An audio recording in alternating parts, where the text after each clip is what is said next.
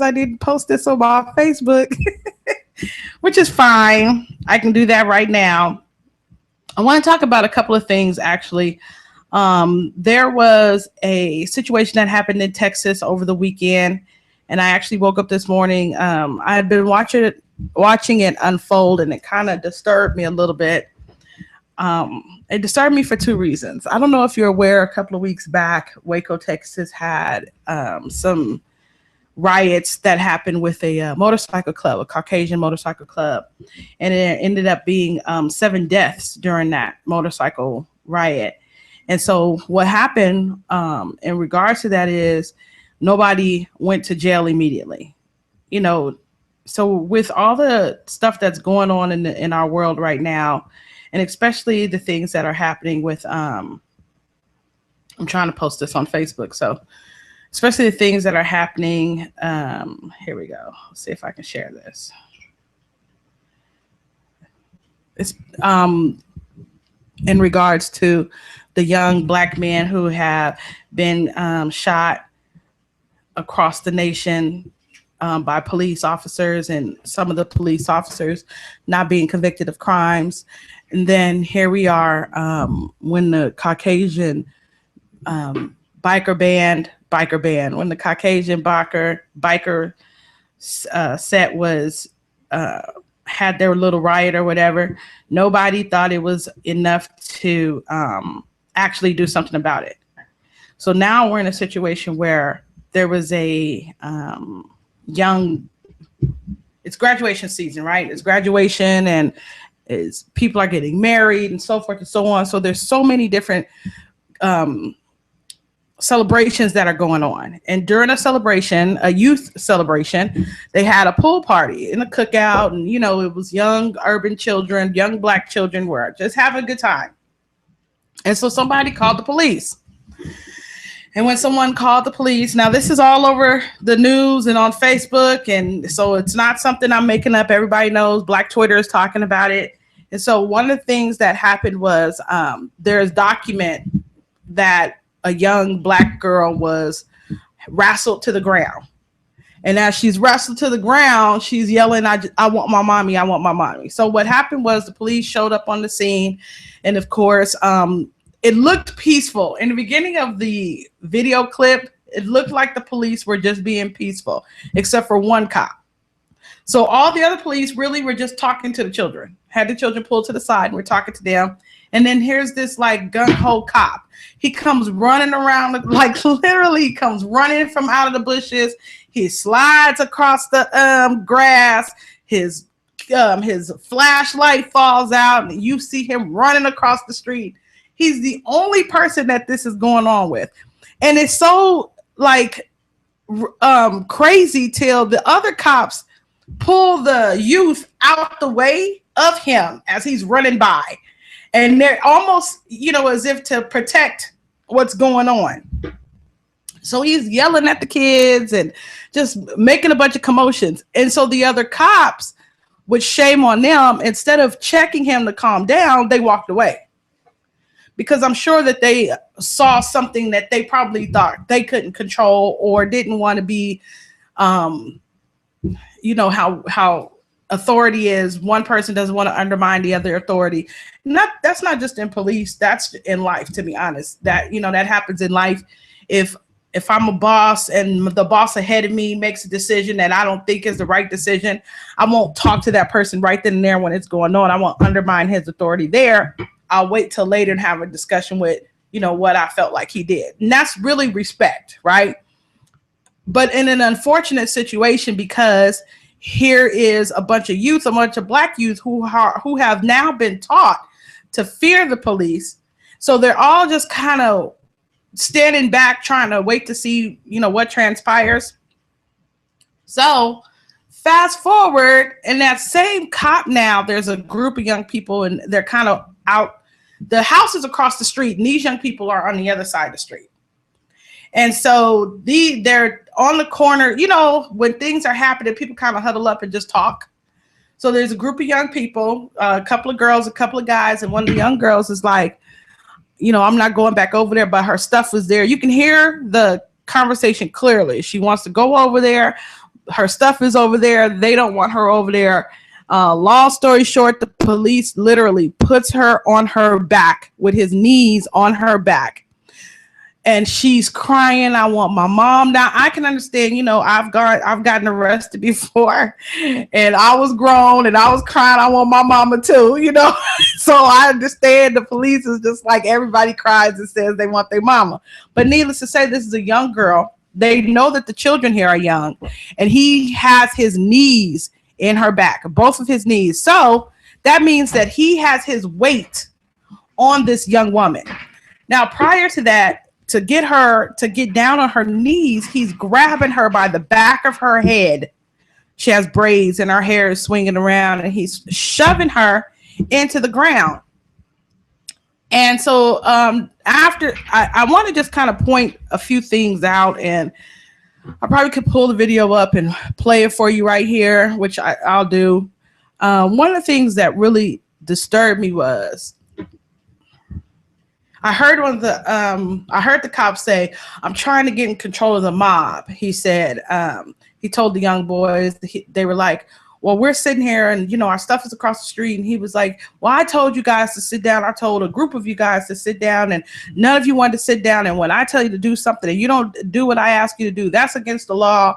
And so now your friends didn't get caught breaking the law. Now you're trying to have a conversation with me because you got caught breaking the law." And so I want to start off here. Many times in my show, I say, if you don't know your rights, you don't have any rights. I say that all the time. Resisting arrest is against the law. Let's be clear. Anytime you resist arrest, that absolutely is against the law, and it gives the police just cause. So if you're resisting arrest, it gives the police just cause.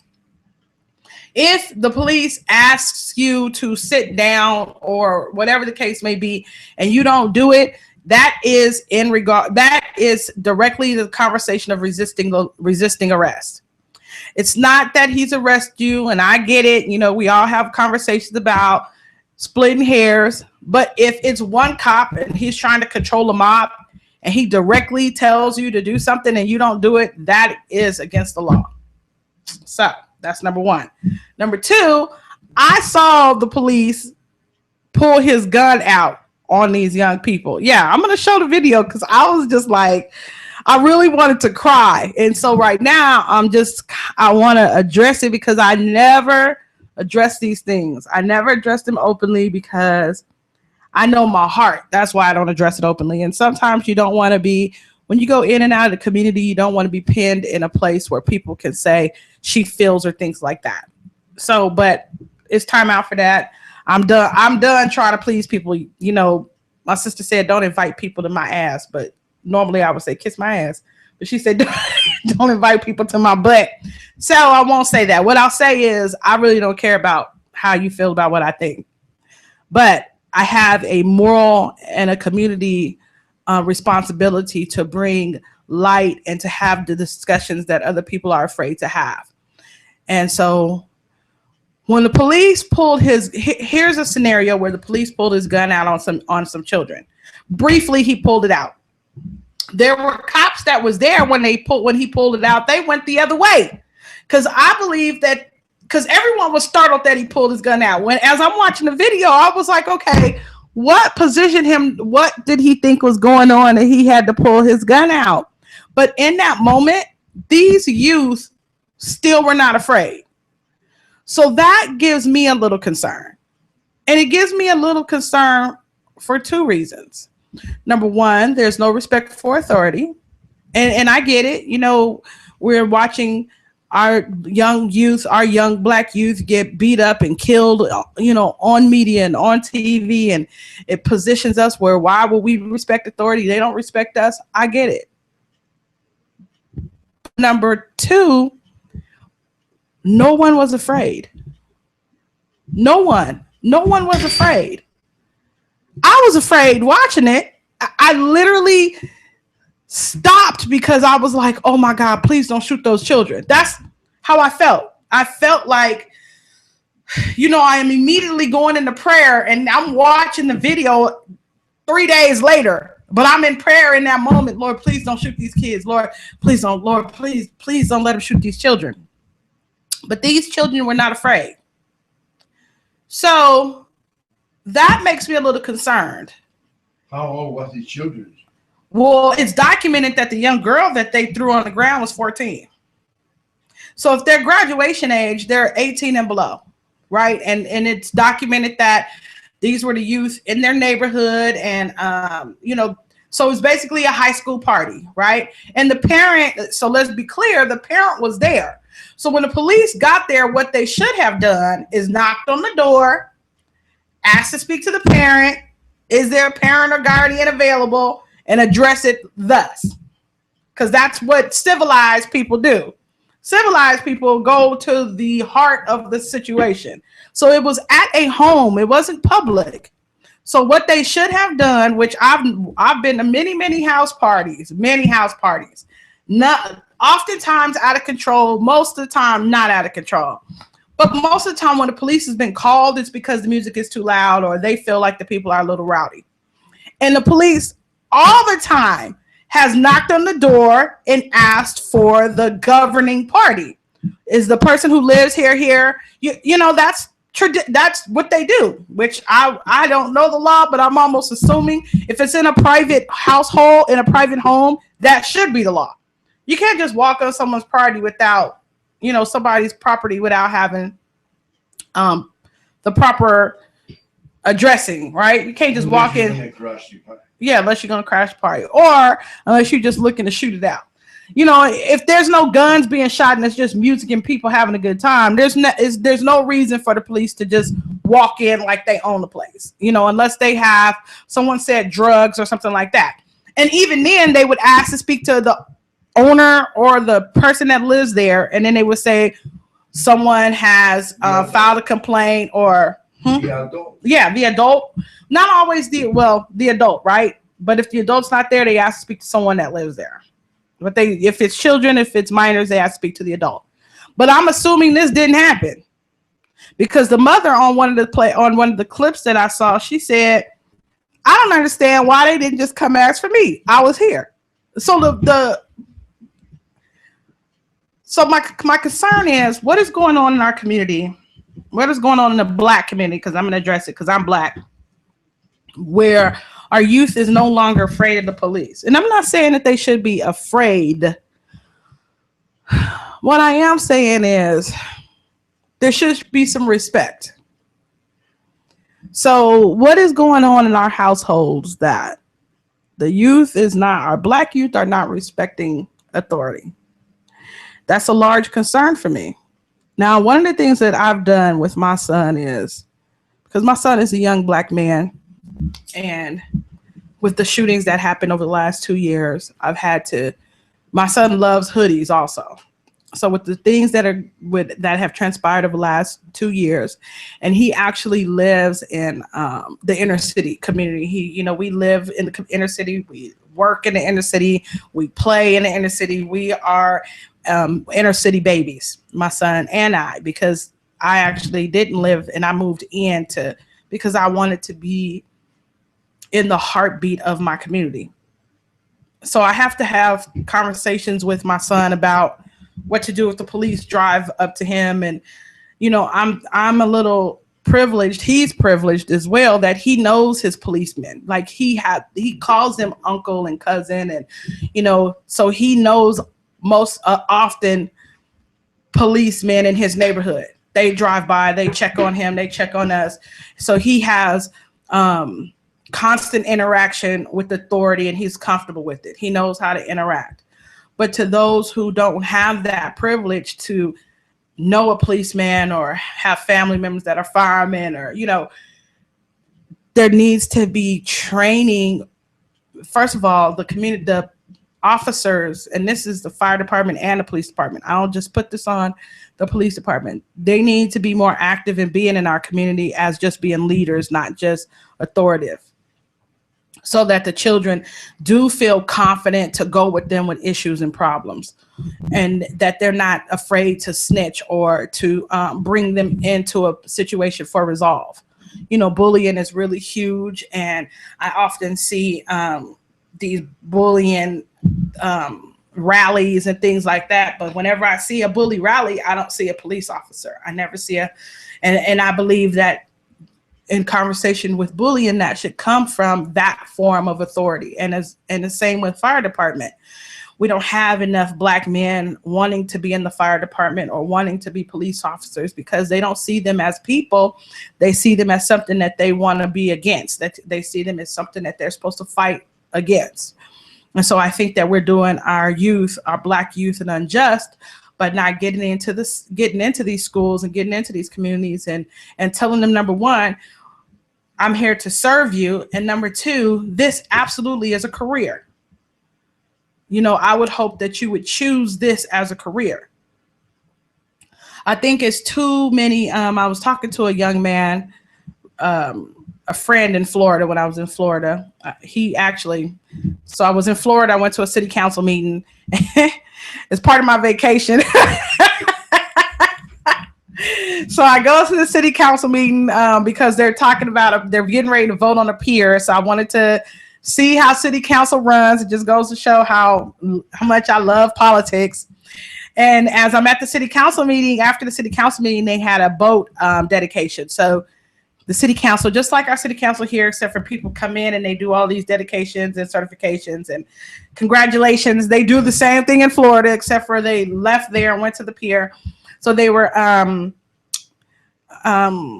christening one of the boats, right? And it was the whole christening thing. Like people were around and they were busting the champagne. It was really, really cool.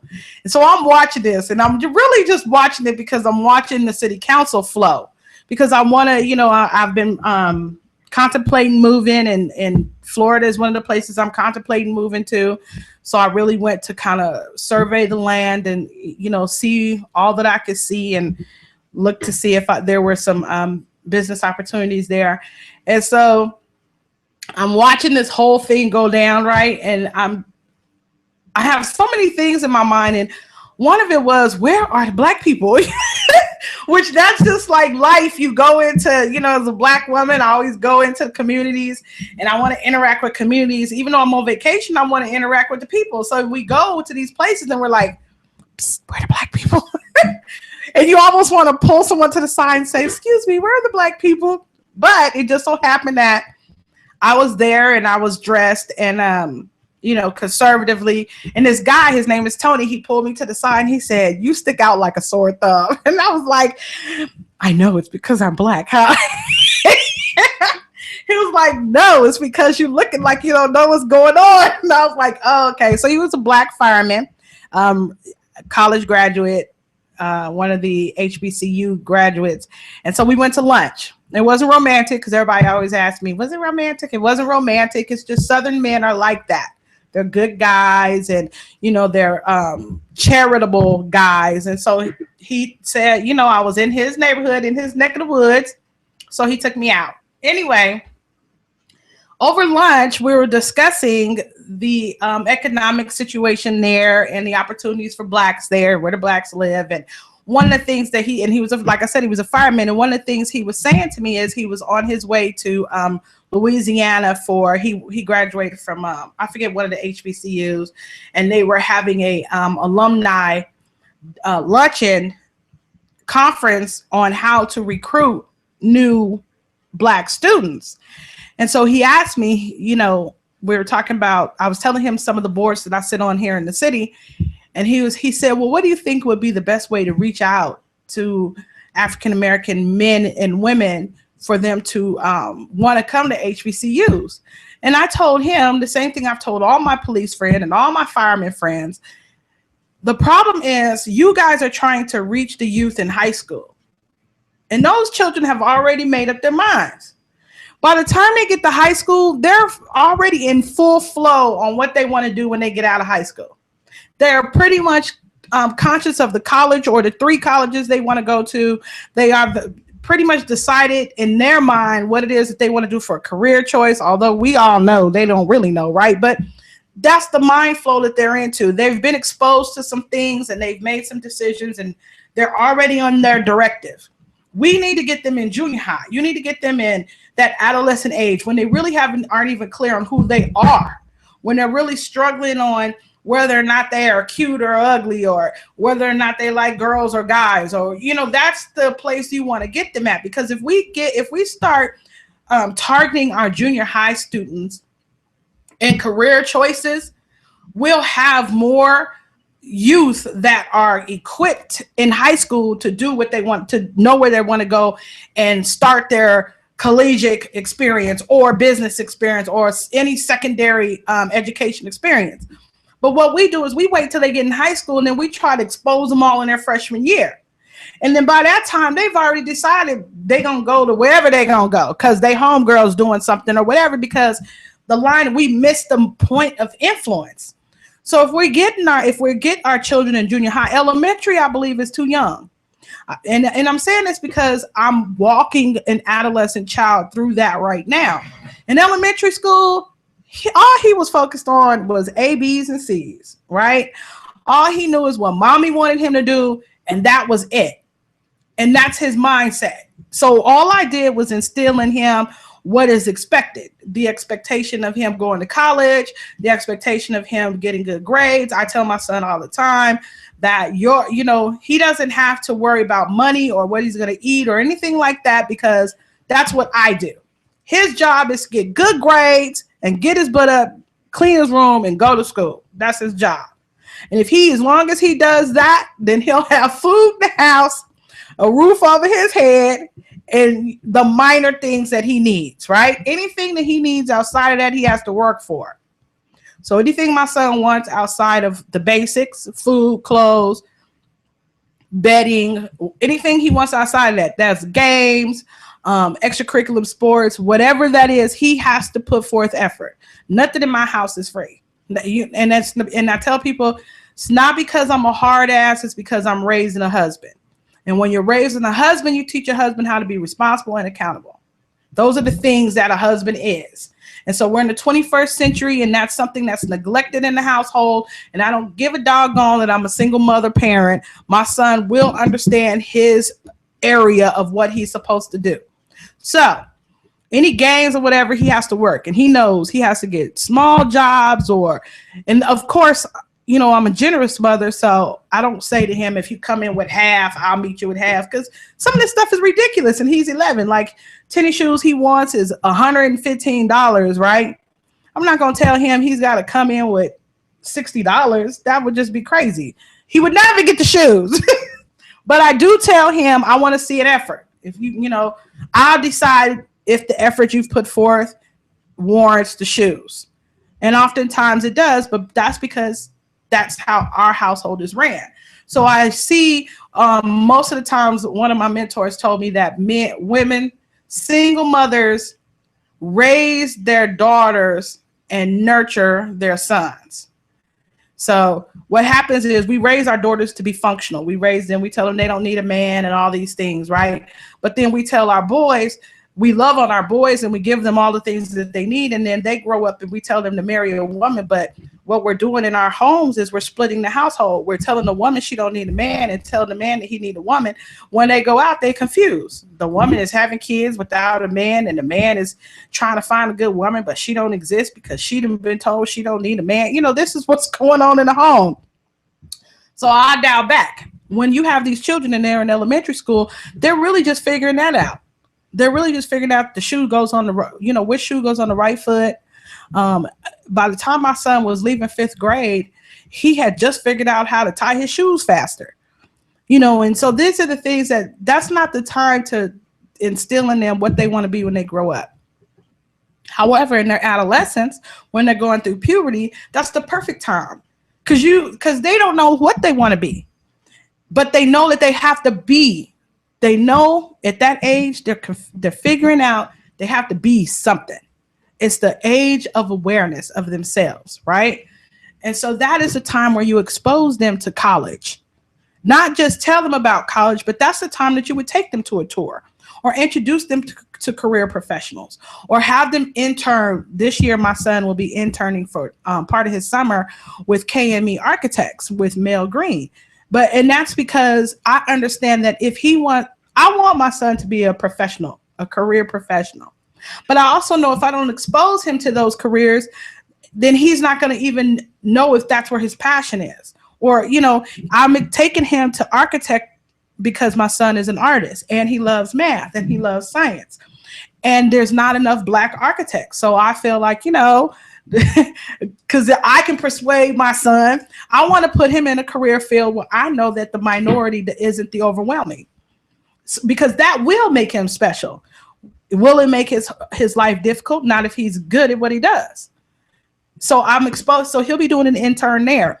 And then last year he did an intern with Dave Washington. You know, he shadowed Dave Washington and Dave Washington is the captain of the fire department.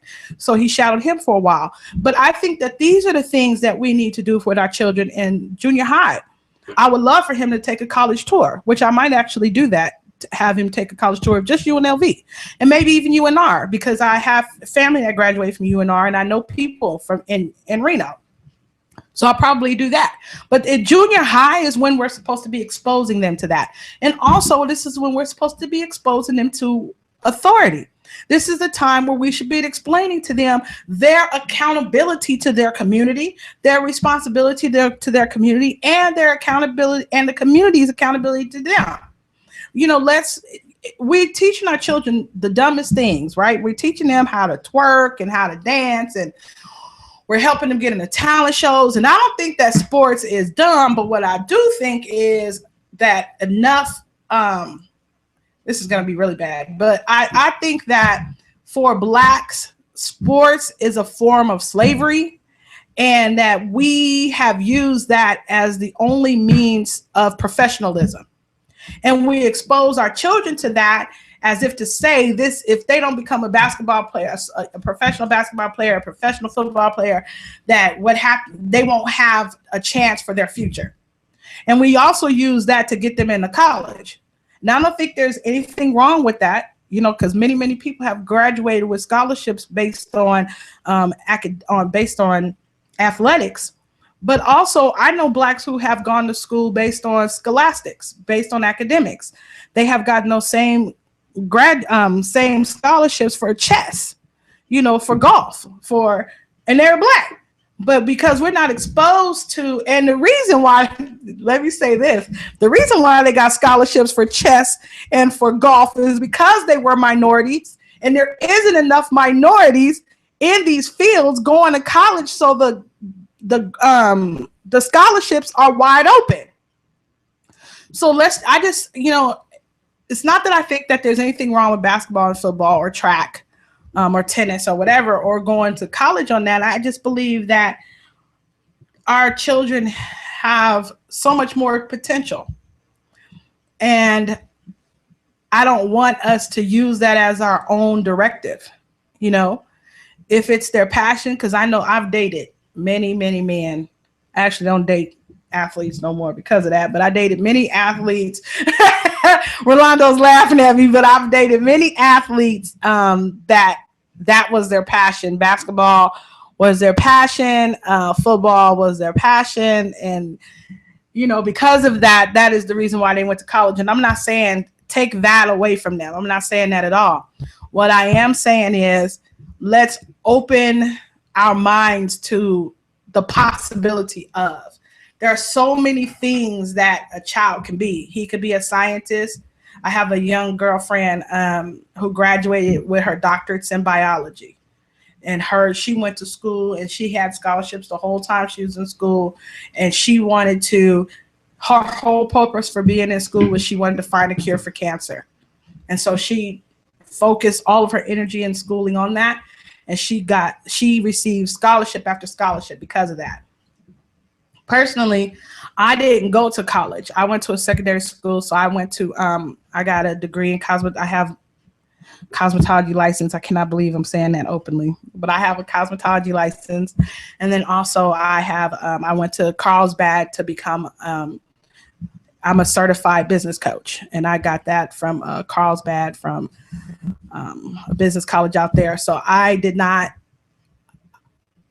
personally wasn't functional enough to go to a college. It's a little bit about me. I don't really share, but this is open. So, I I was emancipated at 16. So I come from a foster home, foster care. My mom and my dad, I was taken out of home 3 times over my life for foster care, for child abuse, I'd say. And so when I was 14, I was taken out of home. I was taken out of home when I was 12, and didn't go back home till I was 14, about to turn 15. And so after that, my dad and I, we just didn't really see eye to eye. And it's kind of difficult for people to understand, because my parents were really good at keeping me in the fold, even though I wasn't always home. And I appreciate that, because they were very clear on raising us a certain way, and I never forgot that. But I did spend a lot of time with other families. And because of that, it was very difficult for me to adapt back to my family. And at this time, I'm my dad's stepdaughter, which it doesn't matter to me. That's the only daddy I know. And so when you're 15 and you go back home, you're in high school and you've pretty much raised yourself and you've kind of learned the world, and you really feel like, this is who I am, this is what I'm about, and, I'm going to just do me. So 16, right before I turned 17, I moved out of my parents' house. I was still in high school. I filed for my emancipation papers. And once I was emancipated, I knew I didn't have to go home. I had my own apartment. So when I graduated from high school, I was already living on my own. I had a job. I sent my parents actually an invitation to my graduation. So I had paid for my, so people think that they know me. I know that they don't. I've lived lifetimes that people don't even know about. And so, so I've been on my own since I was 16, right before I turned 17. So I've been out on my own since I was 16 years old. And so it didn't leave a lot of time for me. I didn't have any children. It wasn't even about that. It's just that I was living. All I could do was work to live. I would have been considered a homeless child, except for I had a home. I paid rent. So for me, life was really just about living life. And it just so happened that I was very smart. And I thank God my dad taught me how to read and how to study. So it's kind of funny, but a lot of what I know is because I've self-taught. So I was never, anytime someone would say something to me and I didn't understand, even now, if you say something to me and I don't understand it, I'll just lock myself up and read everything I can on the subject to become, and that's what makes me the professional in that.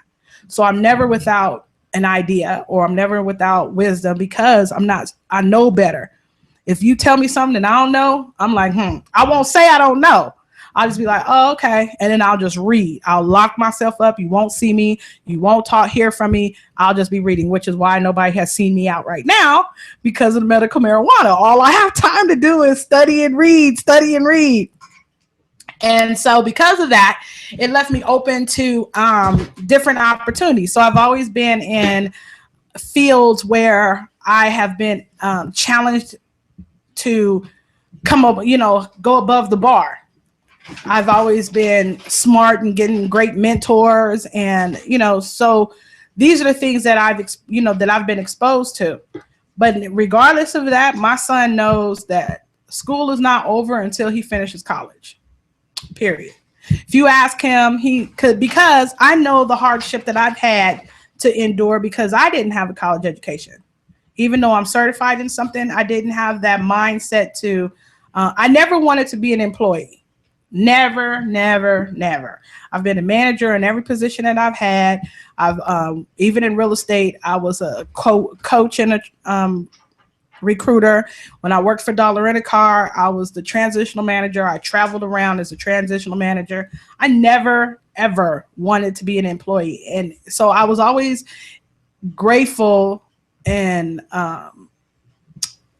I've always had favor where any job that I had, I was always the manager, or whatever the highest position was, I was always elevated to that position quickly. And so because of that, it's made me a little arrogant. Over the years, it's made me a little arrogant. And so now I'm in a, because I got arrogant, I started my own business really young.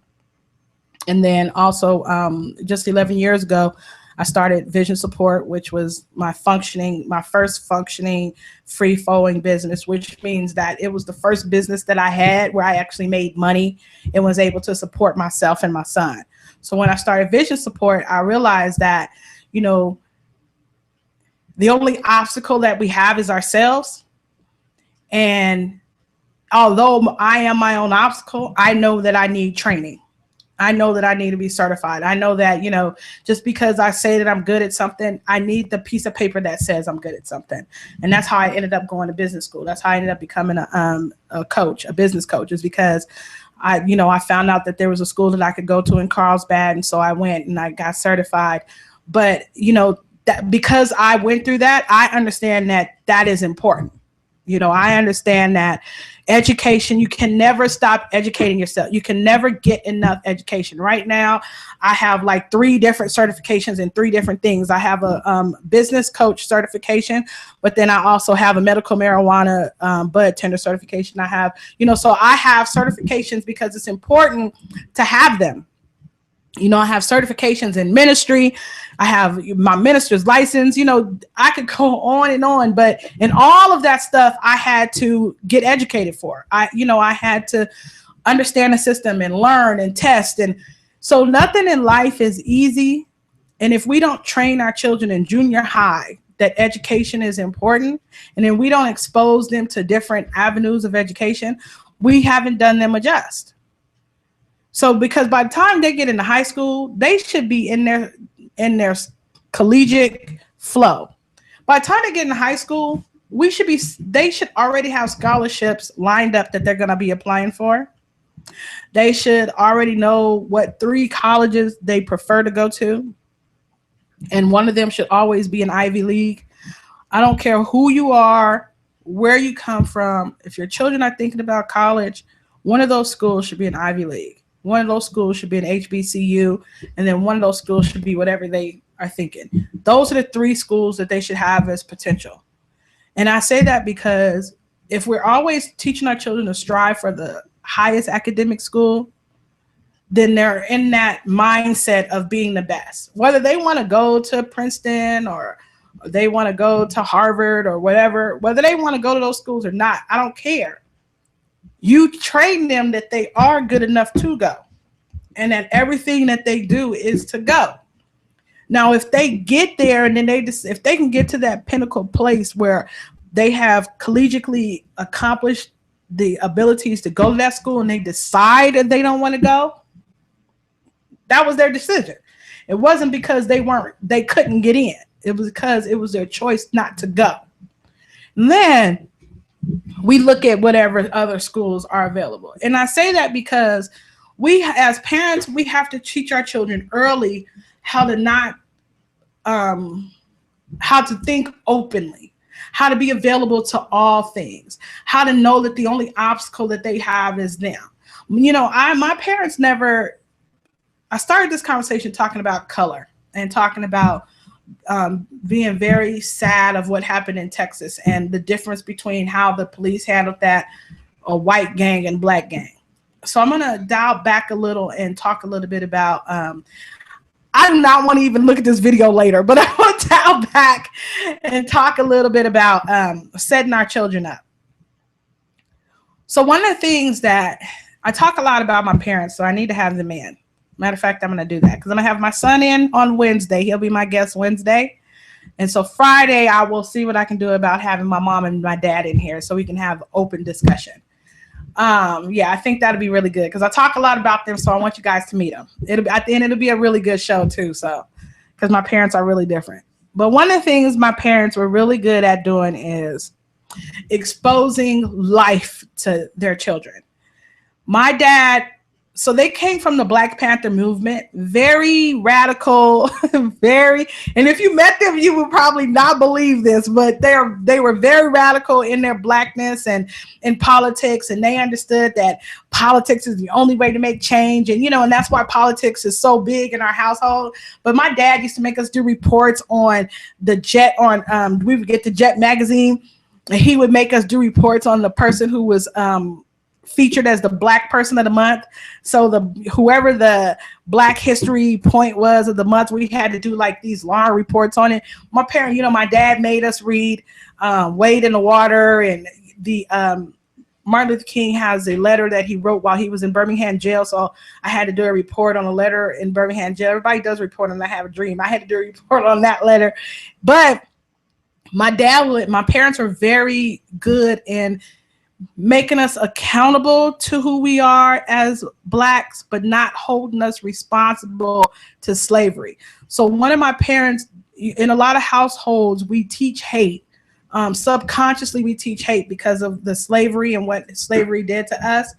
And I always tell people, because I have this argument with my friends all the time, how do you expose your children to slavery without teaching them hate?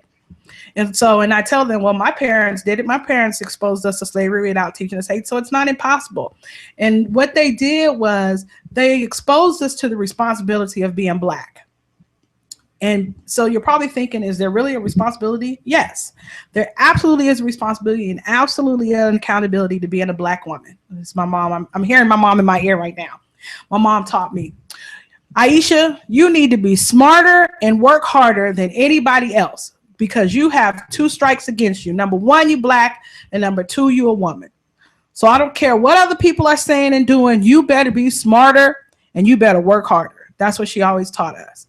So my dad always taught us that the accountability that we have to being Black is understand that the seats that you sit in school is a privilege.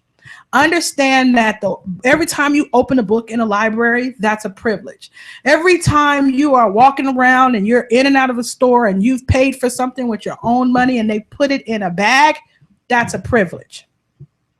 So my dad taught us that, because I'm only 3 generations away from slavery, just 3. Yeah, it's crazy, right? I'm only 3 generations away from slavery. So because of that, my dad he's still very aware of what the sacrifice was. But also to understand as children that although the world is evolving, don't evolve so much that you don't understand that you are still gifted.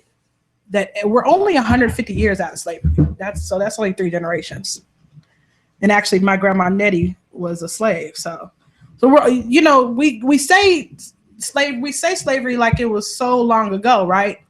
But to be honest, it lasted for a long time.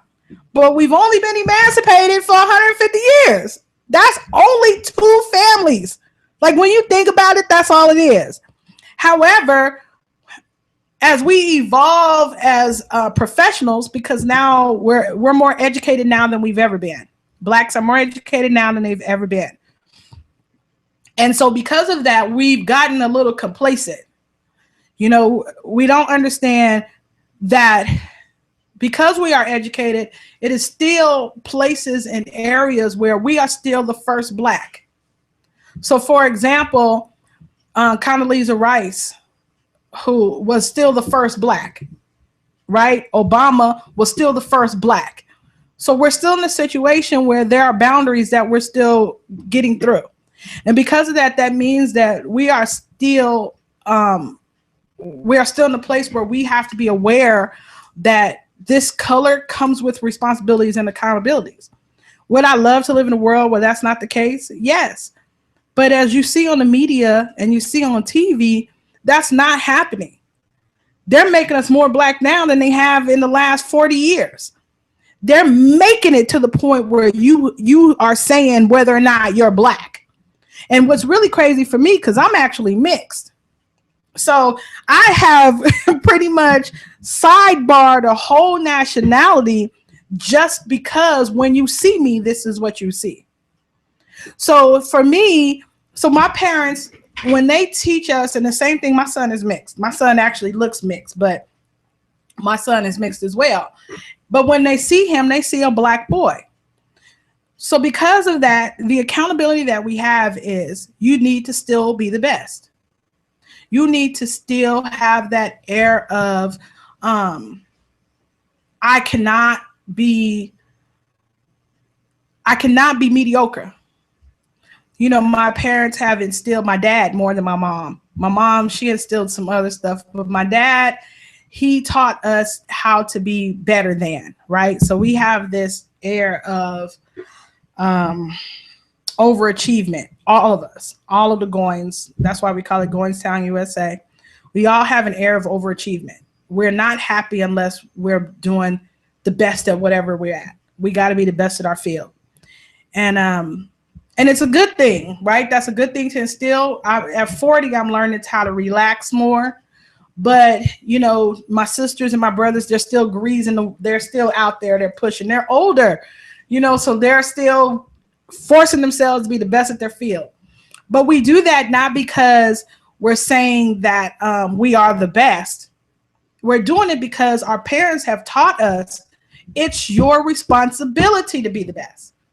The medical marijuana dispensary that's opening that I'm in is Black owned, Black funded, period. And you know what he's saying? We need to be the best. He's saying I don't care whose door they knock on, that they've done something wrong, it won't be this door. And the responsibility of that is real.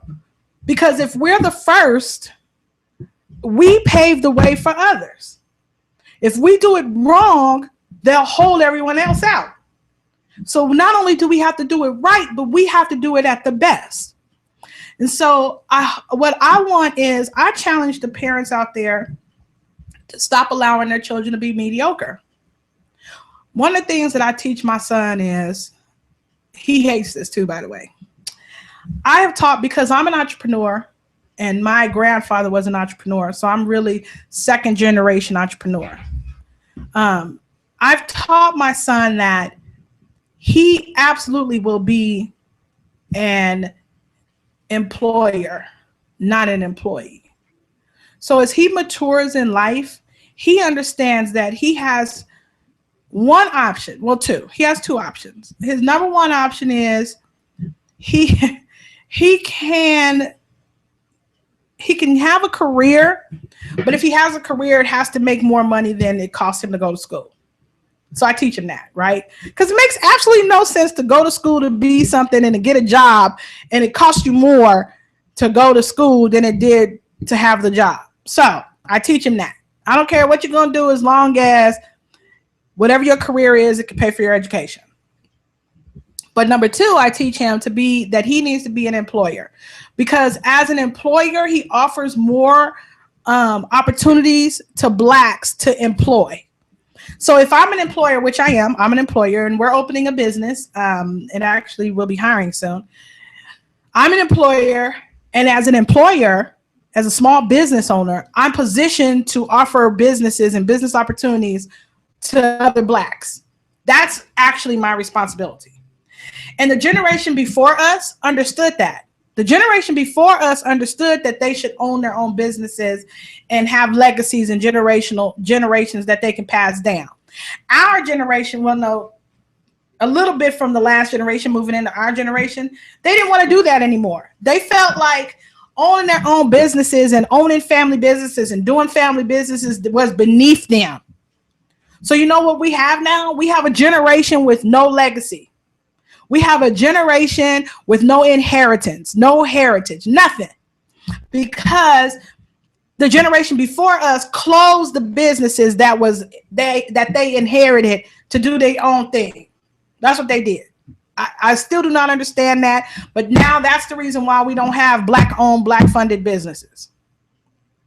So now, if we're not training our youth to understand that you need to own your own stuff, we're eliminating, first of all, a whole race of entrepreneurs, right? So that makes us employees. So if you want to talk about slavery, now you're looking at slavery. That's the reason why I show up at these meetings and say, if you're not opening business opportunities for minorities, you're telling me to get a job, because I already know they're telling me to get a job. I just want them to admit that they're telling me to get a job. Because the one moment that we understand that it's important for us to own is the moment that we actually rise up as Blacks. The moment that we know that we should be helping each other's businesses and helping each other becoming enterprising and supporting each other's business and recycling the black dollar, that is the exact moment that we are no longer in slavery. Because as it stands right now, if you're an employee and you're punching a clock, you're a slave. So anyway, my time is up.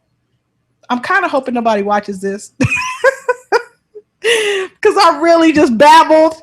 But my time is up, and I appreciate you guys for watching. You have been watching A'Esha Goins, and this has been Life of a Daughter. If you want to reach me, you can reach me at Facebook/usewisdom, or you can find me online, A'Esha Goins. That's Goins, coins with a G. I'm on Facebook, Twitter, and Instagram as One Dating Guru. I'll see you Wednesday morning at 8 a.m. You've been watching Radio Tribune, www.radiotribune.com. Have a good day.